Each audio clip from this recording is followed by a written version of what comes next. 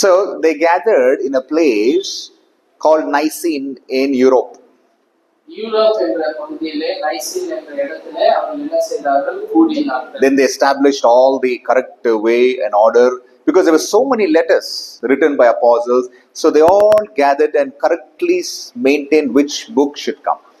அநேக பத்திரங்கள் இருந்தது. அதனால எந்த இடத்துல எங்க வைக்கணும் என்று சொல்லி அவர்கள் சரியான இடத்தை தேர்ந்தெடுத்து அவர்கள் எங்கெங்கெல்லாம் இந்த புத்தகங்களை வைக்கணும் என்று டிசைட் பண்ணினாங்க. So that's how the 66 books came.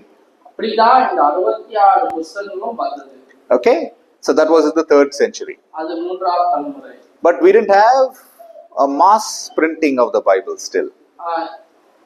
அவங்க பெரிய தொகையான அதிகமான பைபிள் இல்லை.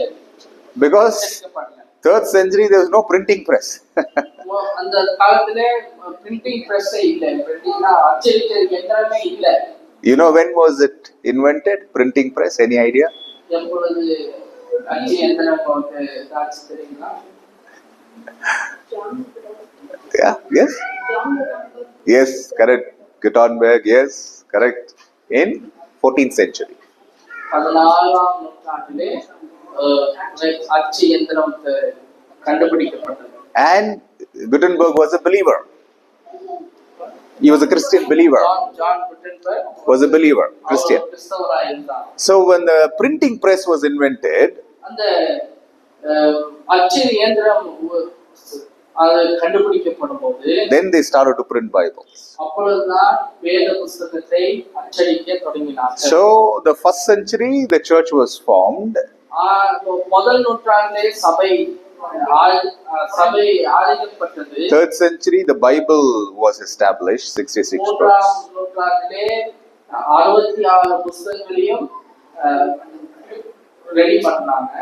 14th century it started to be printed. 14ஆம் நூற்றாண்டிலே தான் வேத புத்தகத்தை அச்சடிக்க தொடங்கினார்கள். 1400 years. 1400 வருஷங்கள். Imagine 1400 years, so many believers. எவ்வளோ 1400 வருஷத்துல எத்தனை